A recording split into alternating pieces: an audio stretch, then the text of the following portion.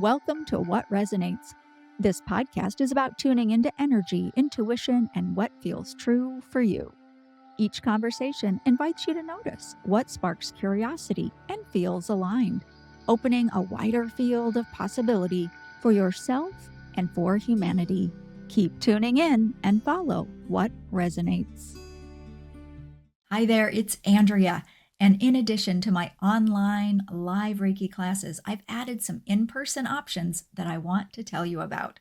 In April, I'll be teaching in Ann Arbor, Michigan, and this June in the United Kingdom.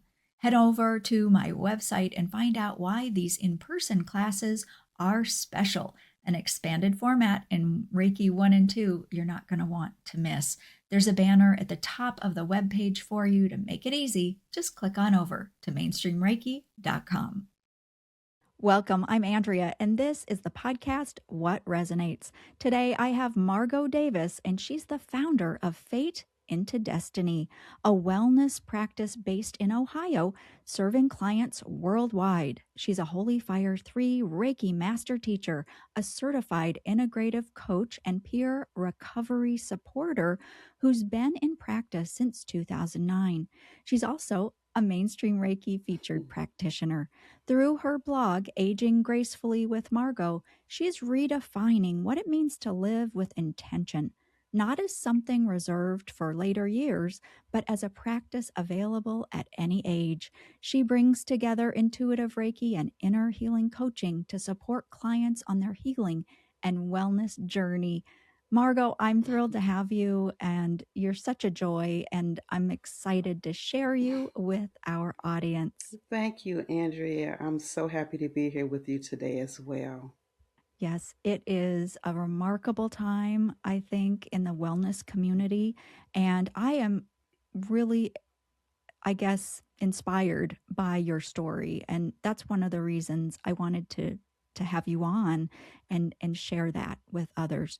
I think now is a time for people who have been doing this work to really be spotlighted Mm. in the community and to be celebrated, quite frankly, for all that they are doing, all that they are offering. And there are many people out there not only looking for help, but also wanting to help others.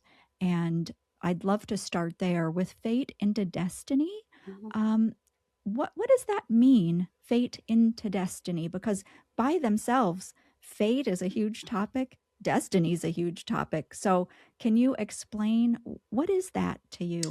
Well, Andrea, thank you for asking that question. I appreciate that. So, what I'll do, I'll just share with you and your listeners how my business became named Fate into Destiny.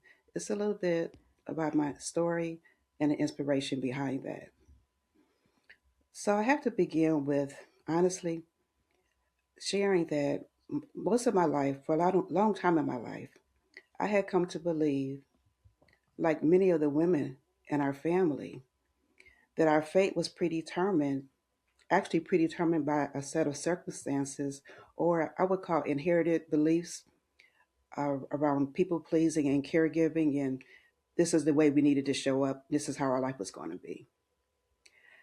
And to be clear, I had come to believe that my life was destined to be like many of the people that were in my life who had come to accept their life as it was.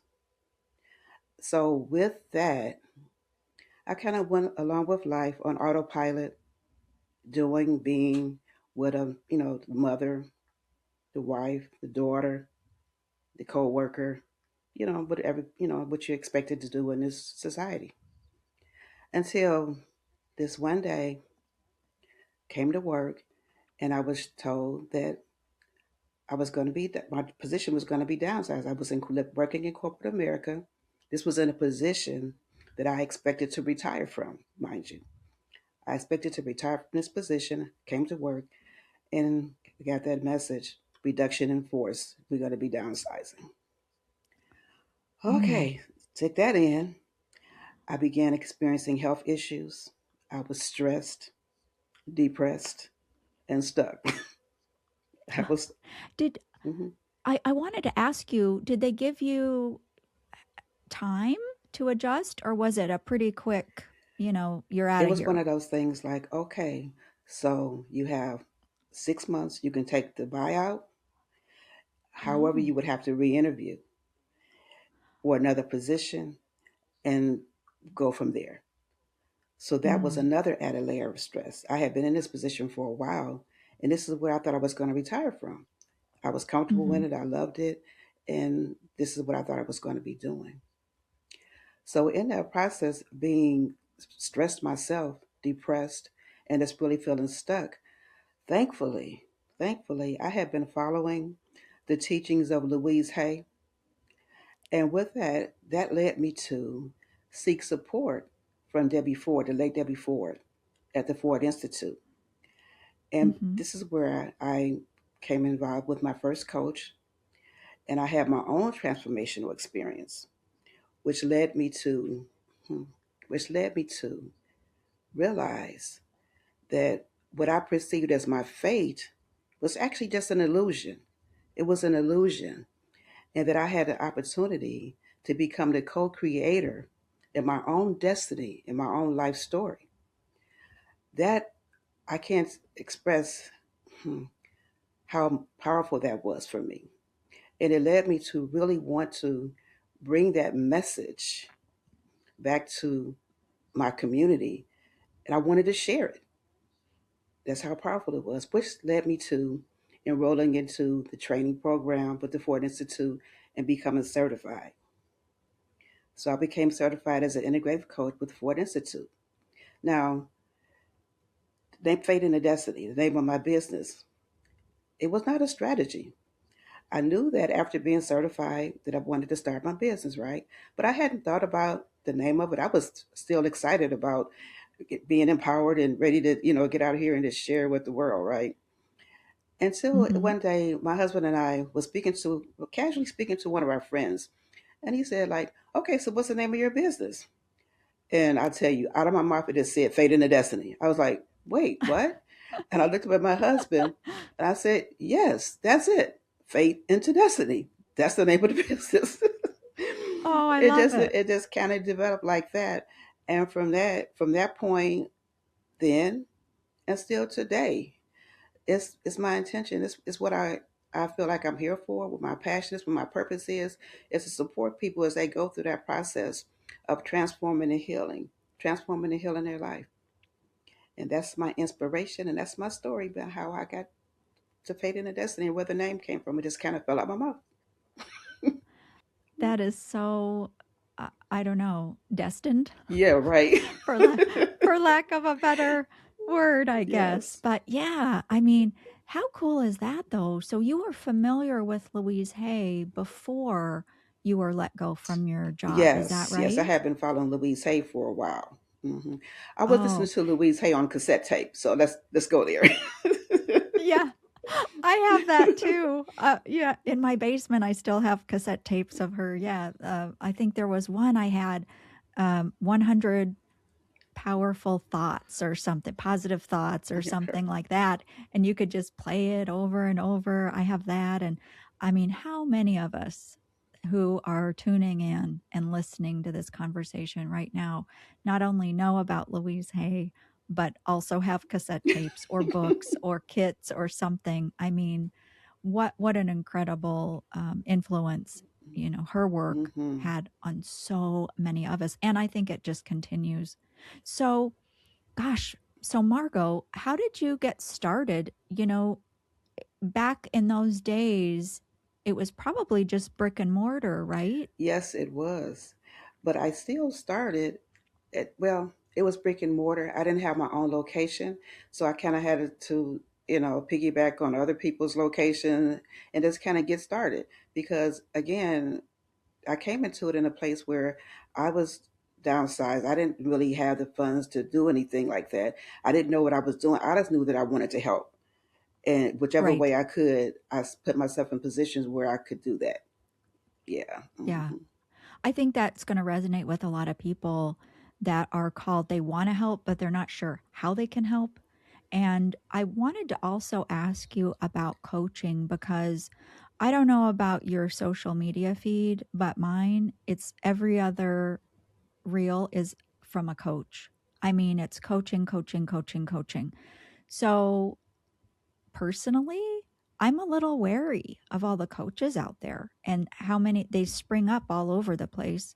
However, how is your approach grounded and I want to say tried and true because this is through the Ford Institute as your training, and this isn't something that you did, last week. You've taken the training and you've helped people for many Hmm. years. So what what is it that you love about coaching and your education as being a coach? Hmm. First and foremost, what sets you apart in that field of coaching? Um, that's an interesting question, Andrea, because I too, like yourself, see on my social media feed all of these different coaches, and they can coach you for this, they can coach you for that, and you know, and when I was trained with the Ford Institute, we were really more specific on what we were helping people with, how we were serving. And it really had to do more with getting to know who you are, uncovering the parts of your life that kept you from moving forward, and guiding you and supporting you as you move through the process of building your life. Where you, I won't say that you would need all these different coaches, but you would have gained the ability through the trainings to kind of support yourself. I'm not saying disregarding therapy or coaching. It's just kind of, I kind of step back with that, and to be honest with you, it glosses over me because I'm not really it's not resonating with me. I'll put it that way. When I see the different Mm. titles, you can get a coach to do this, you can get a coach to do that. I want someone who can support me in uncovering what I need to know about myself so that I can support myself, so that I can move forward in my life. Oh, I see. And is that do you explore the shadow then? Is that what you're talking about in your work? Yes, yes. I'm speaking about the shadow, and I I lean toward using the term process because work kind of feels heavy. And what I offer my Mm. clients is a process, a transformational process that supports them in identifying the thoughts, habits, and behaviors that they may have that have kept them stuck. They may even come from being in early childhood, when at a time in your life when you know you're not even able to develop your own thoughts. You're just kind of going along with your caregiver as a support system, and making things happen in your life means something about you. So helping them to identify the thoughts and behaviors that have kept them stuck, and it has and is affecting their life today. Looking at that with their eyes wide open, exploring how it has affected their life, and with your eyes wide open, you have an opportunity to see that how it affected your life, and then you can actively take steps to move forward in your life. So I lean more into that process, one, because it helped me.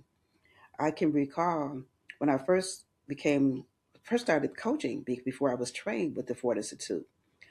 My first coach, she's, I'm going to take you through this process, and we're going to, uncover, what's going on with you while you're stuck. And in my head, I'm saying, well, I know what's wrong with me. I lost my job, and I know what happened. And when I surrendered to, I opened myself up, and when I surrendered to this process and was guided through an internal process, is a specific process that Ford Institute trains us in. When I had that, I went inside. I'm like, okay, and this coach guided me to a moment that was that aha moment. I thought I knew what was wrong with me. I thought I knew what was happening, but it wasn't. That's not what was under it. That wasn't behind the veil. What was behind there was me being abandoned, and how the abandonment had affected my life. How it caused me to not want to show up. It caused me to be a people pleaser. It was part of the people pleasing behavior. Being a caregiver, to not wanting to be seen, wanting to be perfect, be the good girls don't cry, that type of behavior. And then I had an opportunity to explore that. how that kept me from taking risks, how that held me back in relationships, how it limited me from determining what my non-negotiable was in the life I wanted to live.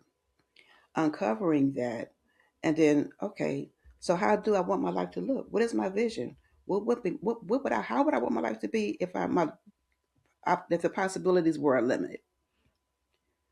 And I came to Mm. understand that I had an option, a choice to be a co-creator in that process.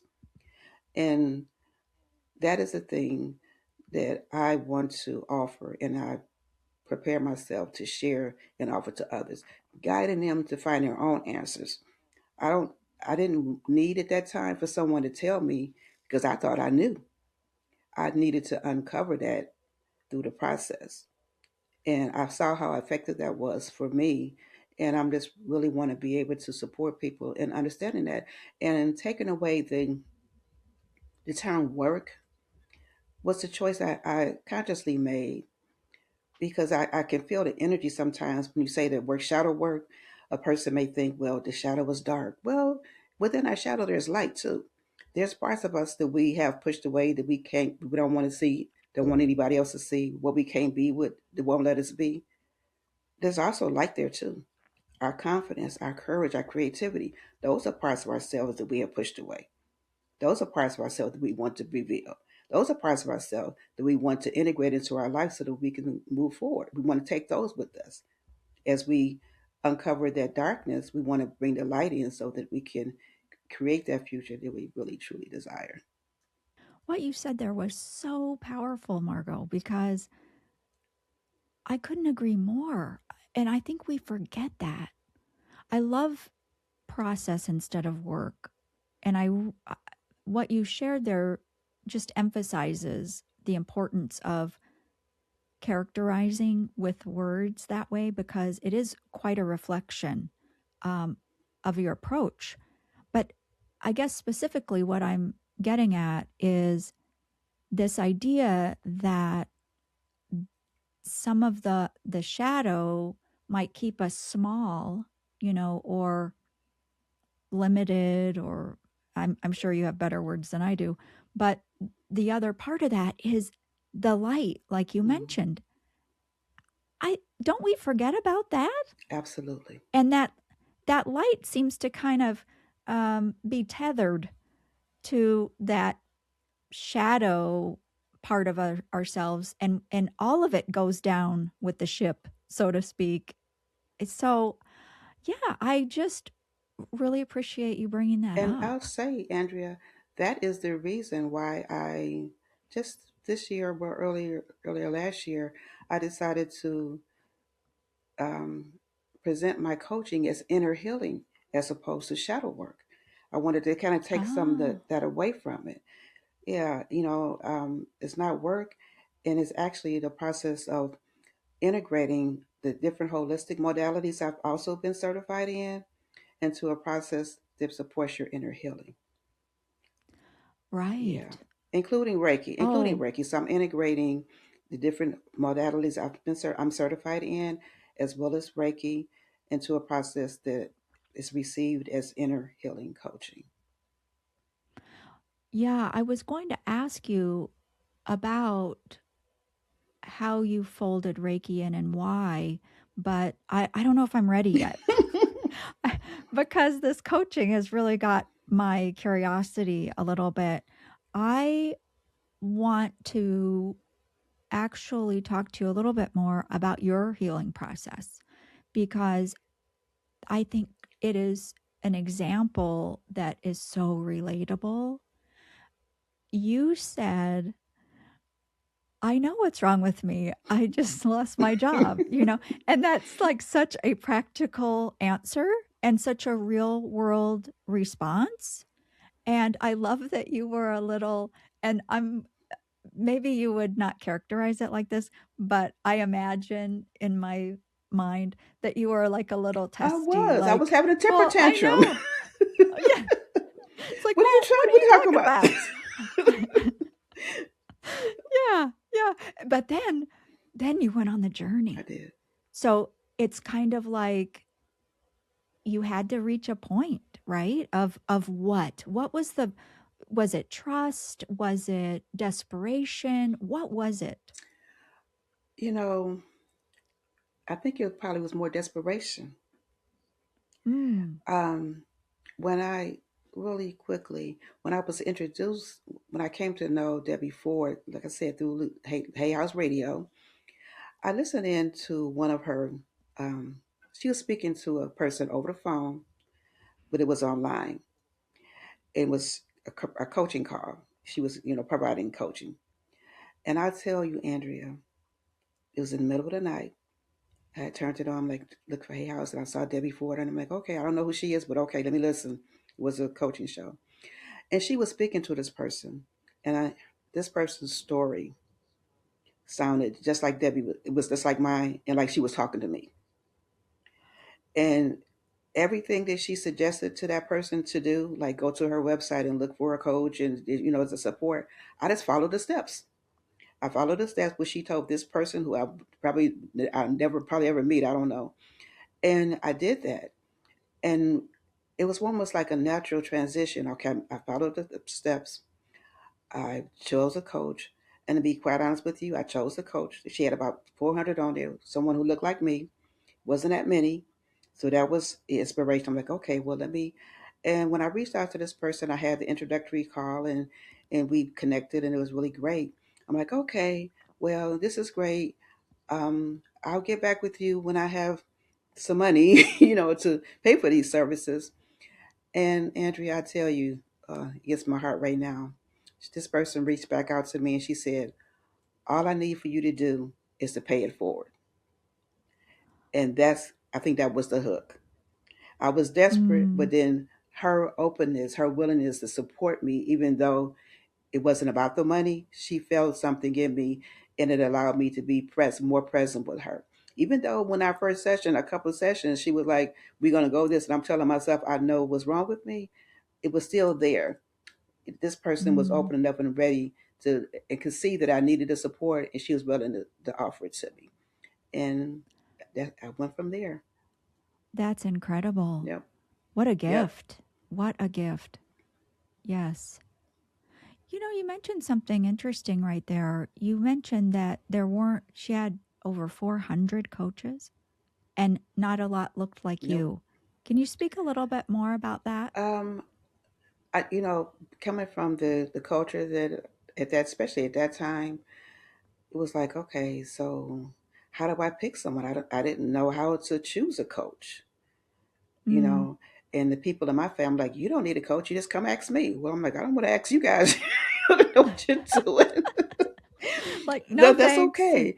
So what I had to work with was, okay, well, let me pick somebody who looked like me. I didn't have any reference point on even how to choose anybody. I just felt that I Right. needed to follow through with the process that Debbie had shared with this person on the phone that I took as me. Yes. Mhm. And yeah, and I guess I've noticed that too, where there are not that many people of color in the healing Right? arts, offering things. And um, sometimes we resonate with people we go to for any number of reasons. And what a blessing that you found someone to resonate Hmm. with, regardless of, what you knew or didn't know, but there was a connection. Yes. And it was so the right connection Mhm. for you because, wow. I mean, it changed your whole life It to did. connect with that It individual did. person. And now you're in the wellness space and you're able to pay it forward, like she said. That's beautiful. Um, I wanted to ask you about your life outside that pathway because you are a caregiver. You mentioned mother and partner, married for a long Hmm. time. How did that go along in parallel with all of this growth and healing you were doing on your own? Wow. Okay. So how it went along was I had to I so oftentimes talk about I had to coach myself. The coach had to begin to coach herself. And really quickly, I want to share. I want to point this out because maybe someone listening can identify with this. You're all excited and you're ready to heal and share everything with the world. Again, Fate and Destiny was established. I was certified in 2009. The business was established in 2009. In 2010, I was excitedly sharing my vision for Fate and Destiny. I was so excited. I was sharing this with the person who I felt was my biggest cheerleader, rah, rah, rah. And in this process, Andrea, I was sharing with this person, what I wanted to do, but there was a pause in the conversation. Say a moment of silence there. And this person looked up at me and they said 6 words that still triggers me some now. Don't nobody want no life coach. And it was like, Mm. it took me back because this was a person who I felt was my strongest support person. So it meant to me like, now if this person doesn't believe I can do this, why would anybody else? Mm. From there, went to a second, third, and fourth guess myself. Like, what am I doing? Wait a minute, hold on. I can't do this. And I was stuck. I went to a dark place for a while. As I said, the second, third, fourth, guessing myself, do I want to continue to do this? I had already established a business. People were coming to me, and I was like, but wait a minute, this person who knows me better than these people is telling me nobody wants that. I took that in as nobody wants me. That's how I Mm. received it. And because this person was saying it, it must be true. Wow. And what happened was, I just, the best way I could say it is that a moment of clarity showed up. And that's when the coach began to coach herself. I'm like, okay, Margo, what would you say to a client right now? And I asked myself those questions, and I just kind of like went into our toolbox. I'm like, okay, so the same type of love and support and guidance that you would give to someone else, that's what you need to turn around and give to yourself. And that's what I did. And out of that period of darkness came some more light for me. Some more light showed up when I realized that again, going back to earlier when I talked about becoming the co-creator of my life, that can happen to us over and over again. It doesn't just happen one time. You may have to come to that Mm-hmm. awareness and awakening many times in your life when you have to pause for a minute and like, okay, what do I need right now? you know, and from going in within and identifying that I needed to provide myself with the same type of support, coaching, and even reaching out for help myself because I did. I could do so much on my own, but I also needed to have someone who was trained, who was experienced in a way, who could hear me, that I could separate from the emotion behind the person who I thought was supposed to be my biggest cheerleader. If that makes sense. Right. Yeah, it does. So much beautiful perspective shared there, Margo. So thank you so much for that. But I have to ask you, what happened to that relationship? Oh, okay. So alongside that relationship, there were others, and I'll say who who are no longer here. This person again, as I stated, was a person who was my biggest. I felt was my biggest cheerleader. I had a few others, you know. Um, my mother, my grandmother passed. My mother passed. My mother's younger sister passed. 4 months after that, my daughter passed. And these were people Mm. who I felt were my biggest cheerleaders, my cheerleading squad. Okay, I had a squad. Even though in their own way, they they supported me because they knew, I believe they believed that they wanted me to have the life I desired. Maybe all of them didn't believe in it because again, the coaching thing. What are you talking about? Nobody, we don't coach. You just come to me and I'll tell you the answer, right? Mm-hmm. But they were my biggest cheerleaders. And I'll tell you, Andrew, when those four people, women in my life that were close to me, when they moved from this existence, it was really challenging for me to even move forward. Because I mean, my mother, my grandmother, my mother's sister, my daughter, my oldest daughter. But what I will say, and what I will say is I'm blessed. Today, I have my youngest daughter, Mikhail, my granddaughter, Lauren, and my mother's baby sister, Celeste, who are now my cheerleading squad, who are in my rah-rah squad. And I think all of us want to be in a position or have the experience of having someone who loves us and who's there for us, even knowing that they may not agree with everything, they might not even understand what we're doing, but they're there for you in their own way.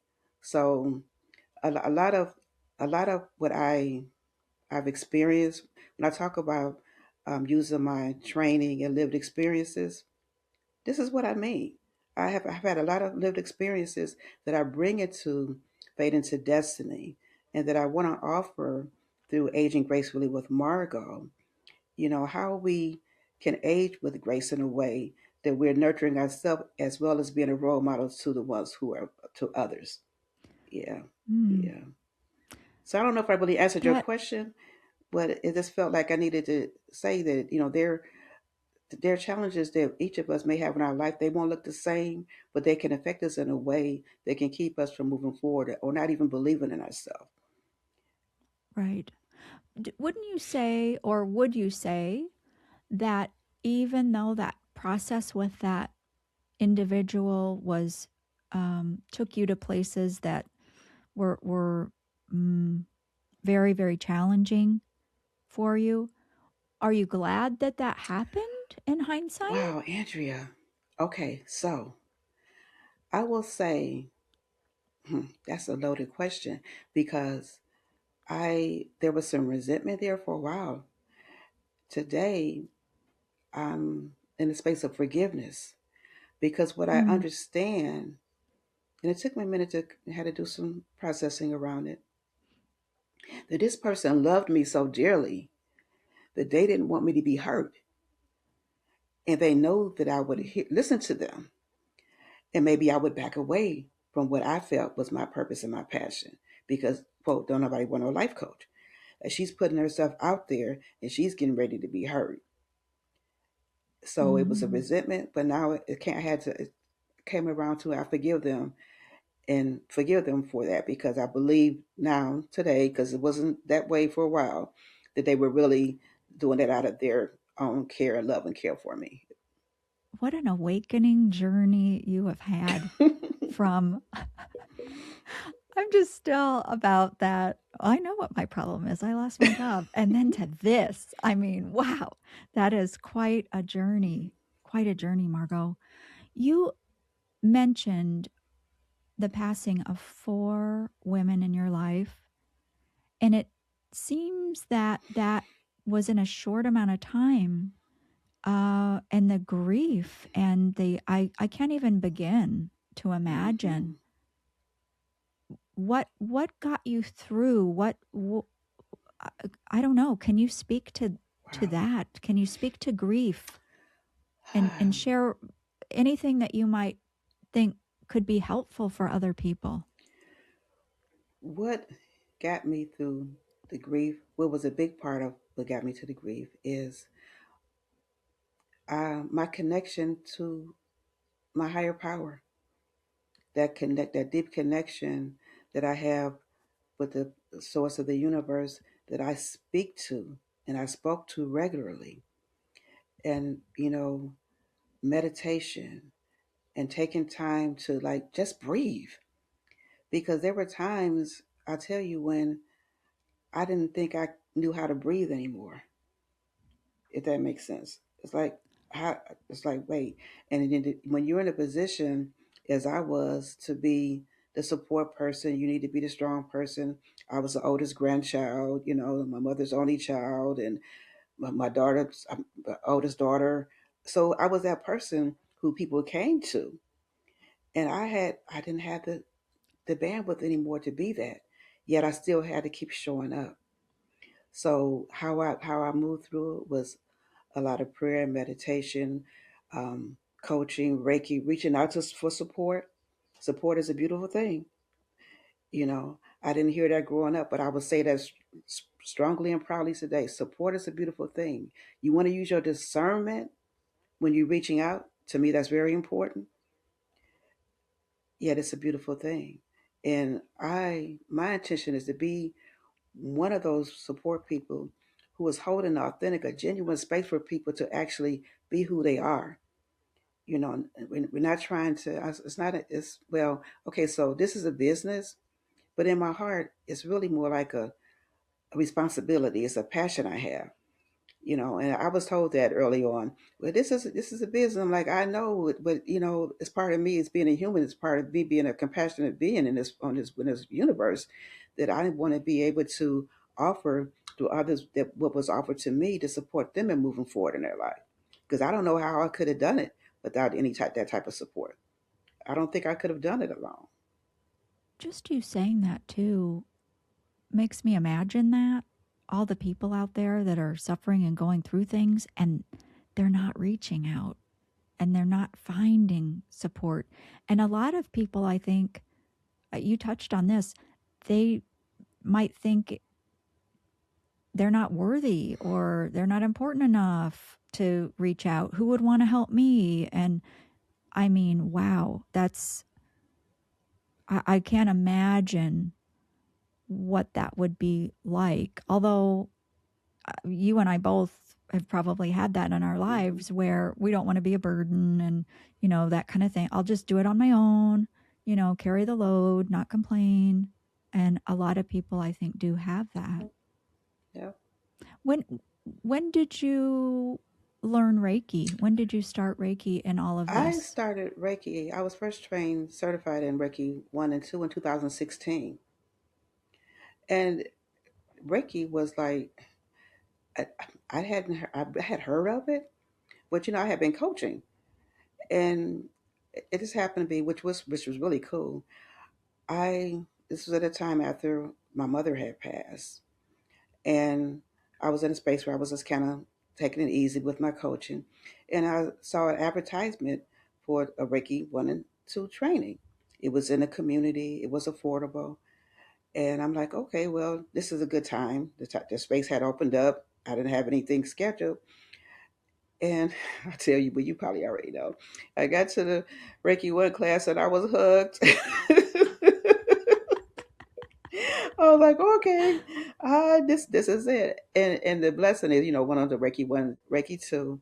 And the blessing has been is that it when I when I still took a step back within the training, I realized how it complemented the shadow process. And it was like a natural, it just like kind of flowed together. And that's why oftentimes people will come to me and they'll get a little bit of inner healing or shadow work, shadow process, and then a little bit of Reiki, or to make the package when you get Reiki and the coaching together, because it really aligns beautifully together. The coaching gets you there, and the energy and the Reiki allows you to tap into that energy, that source, and it also supports me because as I'm offering or channeling or being that serving as that channel, but the Reiki energy, and especially in an intuitive space, I'm able to pick up on some things that I can, if the person is willing, share with them that can help us along the path when we're going into this shadow process.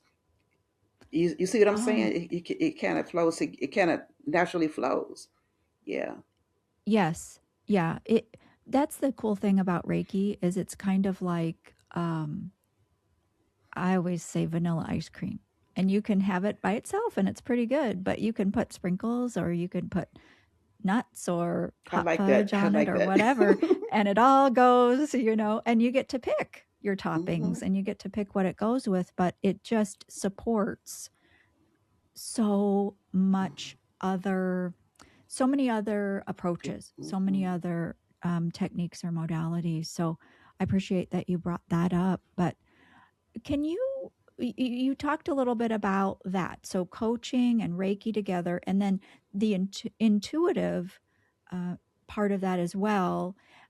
Can you offer us maybe an example of a client who came in, what they were struggling with, and what happened? Can you give us a because and the reason I'm asking this is our treatment rooms are so private and we don't talk about them very much, But I think there's such a high interest with people, whether they are thinking about coming for a session, thinking about reaching out for that support and help, but there's also high interest in other practitioners, because we want to know how each other approach it. How do you do it, and compare what we do to what they do, and maybe get inspired to enrich how what we offer, or maybe take new training and things like that. So I don't mean to ramble on, but can you demystify that and share a client um, journey with us? Well, okay. A client first, I want to say that for me, the intuitive, that the other like tuning forks and crystals and um, essential oils and all of those things that we use as tools, the sound bowls that we use in tools as within our sessions, or that some of us use because we you don't have to have that, that. The intuitive piece is a little bit different for me because that has nothing to do with anything that's tangible that I could pick up and use. It's something that flows through that I'm actually becoming even more open to accepting that as who I am as in the Reiki community. For a long time, I kind of resisted it because I'm like, do I want to hear this? Do I want to? Should I share this? How is it going to be received? And a person asked me, um, if we were talking, it was a practitioner. Have you ever offered a session where you didn't sense anything, where you didn't pick up anything? And the truth is, something if it things come through to me differently. So the truth was no, and that hesitation. I understand. This is okay. The hesitation that I had to saying that I was offering intuitive Reiki, I was resistant to that because I didn't know how it would be received by others, setting us not understanding as I do now that being willing to accept that to receive that I'm getting even more. I'm receiving any more. The channeling more is coming through, and I believe that's because I've accepted it instead of trying to resist it, like a shadow, trying to resist it. That was trying to come through, which would allow me to offer more if the person is willing to receive it, if it resonates with them, if it resonates with them, to be able to receive what's coming through. So this has happened recently in a session, and I always put this prerequisite with it. Okay, so if this doesn't resonate with you, I'm just sharing with you what's coming through. This person was like so in awe that what was coming up even after going through the chart, doing our thing we do with channeling. And I was in our after session consultation, I was sharing with her, you know, some things that showed up. And it was like one of those aha moments that came there. And she said, how did you know that? And again, I was making it clear, it's like, not that I'm anyone special, it's just the way I receive the information. And I told her this was like a new client that whether you continue to come to see me or to receive Reiki from other people, no session is going to be the same.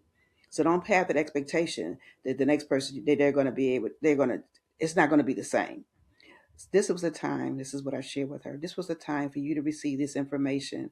And I'm grateful that it resonates with you. And I'm hoping that you can use this information to move forward in your life. I'm here for you, that type of thing.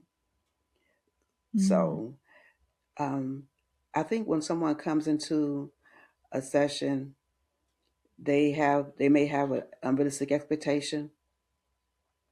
They say, okay, I'm coming in. Someone said that Reiki can heal you. I have this pounding headache, or I have this thing going on in my stomach. After I get up from this table, or after I have this virtual session, it's going to be gone. Well, that may not happen. So I think that it's important that we don't, as Reiki practitioners, that we don't set unrealistic expectations for people who come to see us, because we know that the universal life force energy is going to go where the recipient needs it most. We can set all the intentions we want. It's going to go where it needs to go. Absolutely right. Yes. And some people understand that and some aren't ready to understand that. And it's just not our responsibility, to make it something it isn't, you know. But don't you feel as though the right fit of clientele find you? Yes, that's a resounding yes. And that goes right along hmm, with coaching. I Mm-hmm. can't tell you the number of times when I've had those my own aha moments when a client is over the phone or in person in a coaching or whatever, and it comes to like, okay, so this is what you're coming to me for. It's really like a reflection. It's reminding me this is something that I may need to process in myself. And I really had this thing where I believe that the universe allows us to see and feel things that we're supposed to see for us to gain information, to learn and to grow from it. So I kind of always take a step back when I'm having experiences or transformational experiences with others. Okay, so this is what we're going through now. Let me take a peek and see if it's trying to show me there's something that I need to continue to process. And oftentimes there is something that I need to like move through. Like, okay, yeah, I need to touch on that a little bit more, or I need to embrace that a little bit more. I need to, surrender that or accept that or whatever. So yes, it was sounding yes. It's like I mean, so many times it was like, okay, this person is coming to me. For example, I have a person now who's dealing with burnout, caregiver burnout, and it's comforting for her.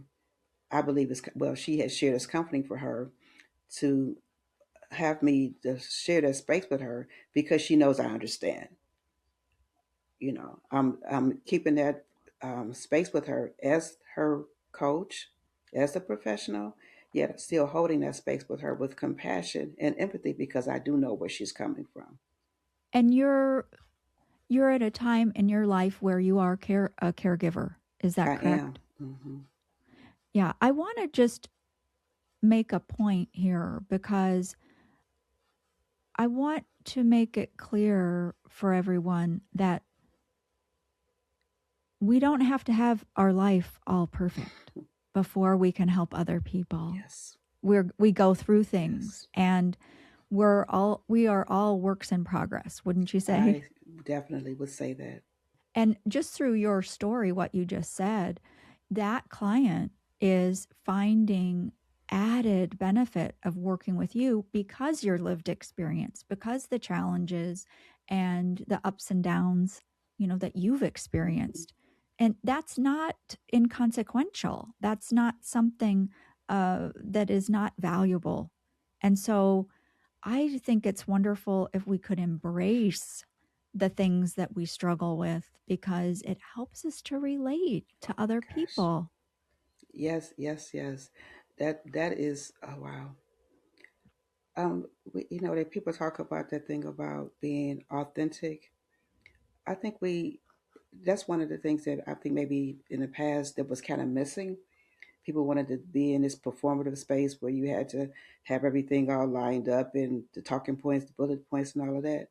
Well, our lives can be messy. We have moments of messiness or days of messiness, and we still have to show up. We still want to Mhm. show up. And in all our messiness, we still have something to offer. And if it's only the expression of empathy for someone to, because many times people want to know that someone understands. They're not just giving it, what do they call it, lip service. That they truly Mhm. understand because they've had that experience. I didn't know. I mean, in theory, I heard, caretaker, caretaker, whatever. I heard about that. I had no idea what that meant until I was like, wait, what? It took me a long time before I actually received that I was a caregiver. I'm like, wait, I'm a wife. But a social worker told me like, no, you are a caregiver. I'm like, okay, wait, what? What does that mean? And I've had to walk this in a space where being a caregiver, being a person who is offering services to support other people in their wellness journey, needing to really identify and support my own wellness journey is a lot. it's a lot, and especially when you know us as healers, we think people come to us, but then we think that we should probably have the answers, even if we don't say it. We think that we should have the answers, and we want to be able to show up in that way. But I tell you, there's many moments when I had to just like sit myself down and have this stern talk with myself. It's like, go somewhere and sit down. Yeah. Take a breath, take a beat, ask for help.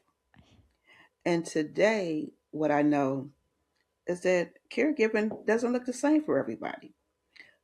In this time in my life, our son, I'll just briefly share, my husband is now with our son, and this is a better situation for all of us because he's receiving the care that he needs from a person who really wants to be there and do that for him, alongside professional caregivers. Because it came to me that some of the things that he needed, the services he needed, I wasn't equipped to give. So this was a day had been in a hospital. He was in rehab. We were going to a doctor's appointment. So I came into the room to get him to take him to his appointment. But he was wet. He needed to be changed. So when I got the aid and I'm ready to go, Andrea, this young lady came in there. She changed him, flipped the bed, without moving him. And I'm sitting back being an observer. I'm sitting back. I'm like, okay, I don't know how to do that. I don't know how to do that. And I was like in a panic state. That meant that I would be doing something that could cause me more harm, that would put me in a position where I wasn't better able to serve him. So I had to really, Mm. and it was a big step I'm taking right now, is allow my husband to be where he is, which is allowing me to be where I am. Now, of course, I'm with him, but I needed to allow him to have that type of support in a way that was going to be compassionate for him, as well as offering that same type of support, empathy, and compassion for myself, if that makes sense. Because caregiving looks different. It can look different.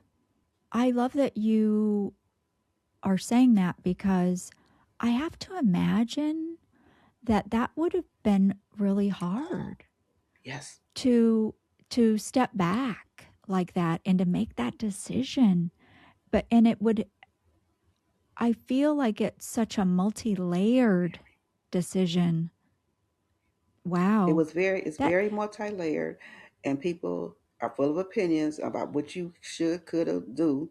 And I had to really have that talk with my higher power and like, mm, this, this is what was happening because I'll be quite honest with you, Andrea. I, I'm going to admit it because that's who I am. Resentment was starting to creep in, and I mm, realized, taking a step back, that I was not giving him the time of a compassionate care that I believe he deserved. I wasn't giving that to him. And I wasn't showing up as the best version of myself, even for my own self or for anybody else. mm, But most importantly, when it came to the caregiver and the burnout piece, I, I was burnt out. I mhm. didn't know I heard the word, but I was having the experience. Hearing the word, talking about it, people you read on the online, caregiver burnout. Yeah, it's real, but it's really real when you're experiencing it. And that there's someone out there who is in that space where they want to do all they can to support the person who they're caring for.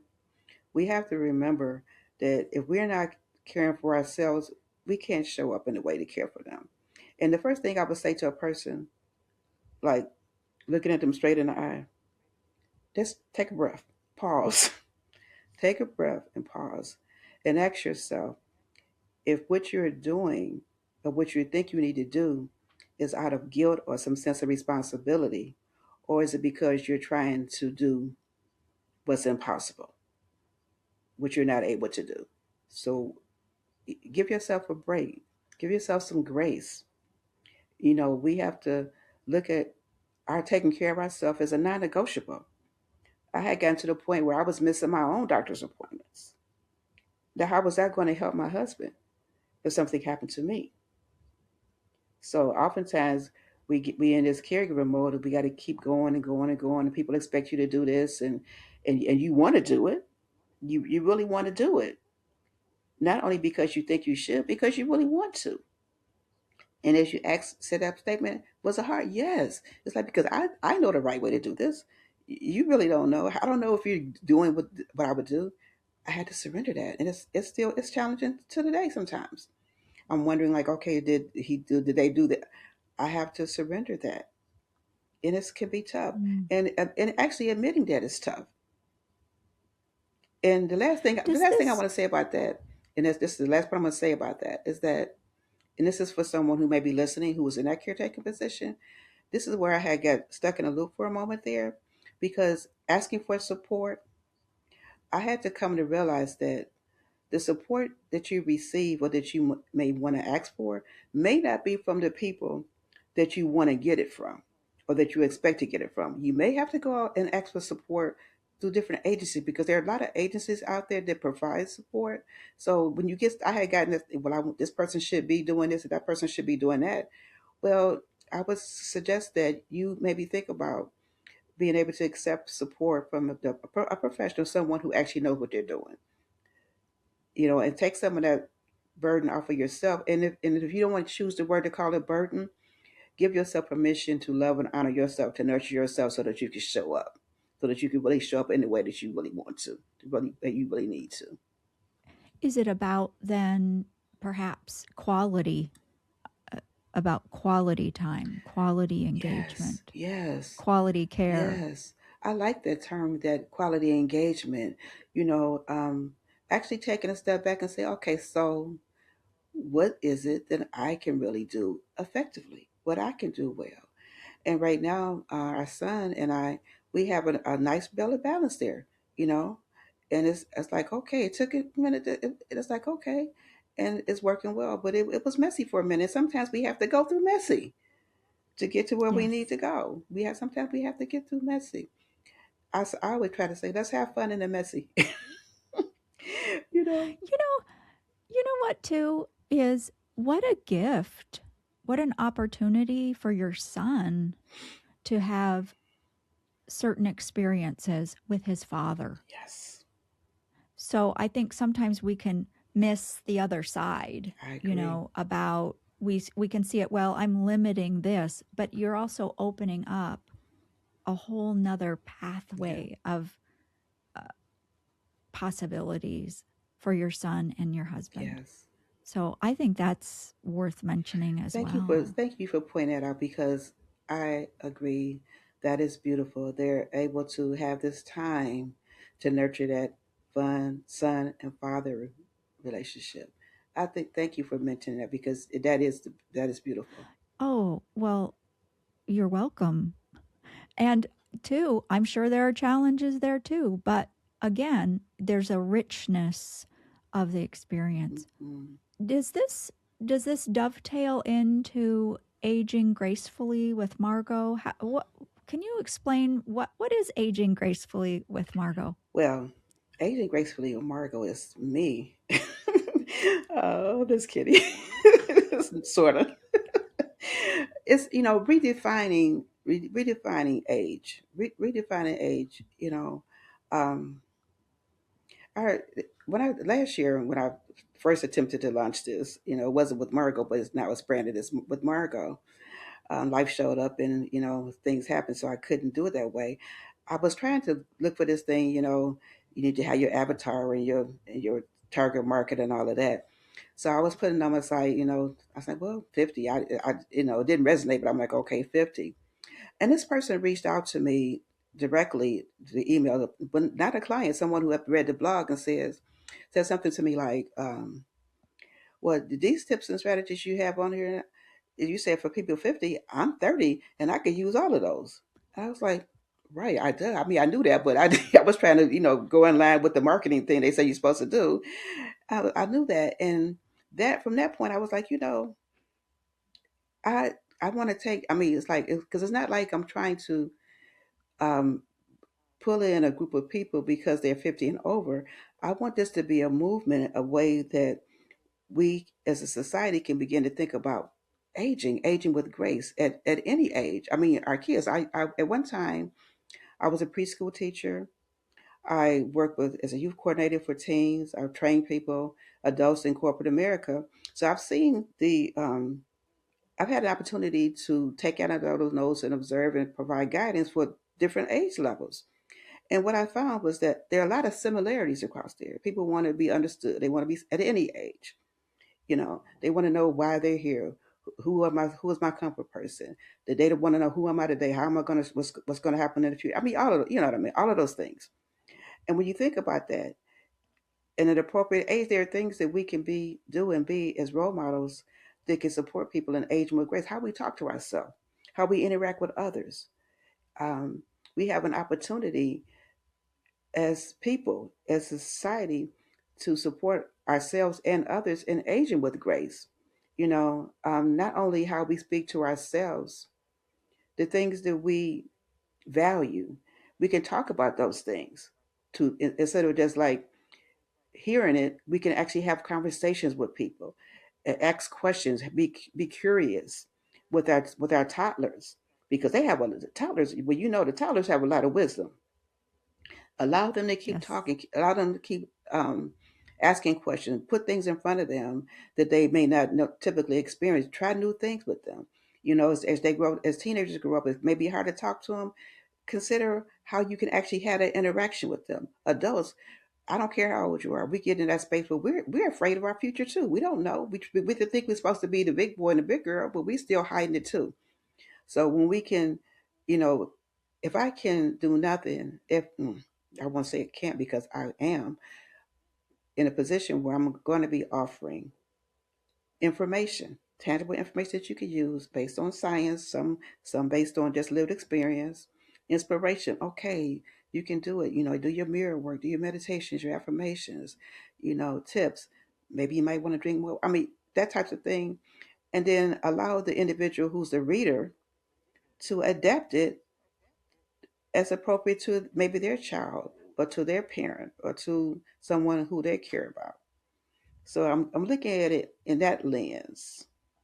It sounds to me like aging gracefully with Margo is really about opening up lines of communication between all groups, all ages, and just being more real with each other. Would you say that that is a fair I characterization? would say that's a fair characterization because another part of this experience that I've had is that also our children need us to show up real. Like even when things are quote messy, let them see us move through something. How do you process that when someone passes? You know, have them talk about it, and then let them see your pain, and talk to them about that, how that feels, and maybe communicate how you're working through it. Because I do that with my daughter and my granddaughter now. It's like they may want to, and they have. Okay, well, it's gonna be okay, but let me tell you the truth. Today, I'm not okay, and it's okay that I'm not okay. So I don't want to just tell you that generic answer. How you doing? I'm okay. Well, really, today I'm not okay, and that's okay that I'm not okay. And what I'm gonna do is I may just take a nap, or I may offer myself Reiki, or this is a meditation, or some music, or dance, and that's okay. They want us to be authentic. They want us to show up real. They need the real. Trying to sugarcoat things is not going to help them because that's not how life is. Give them some tools so they can grow. Absolutely. I think we're entering into more of an age of that.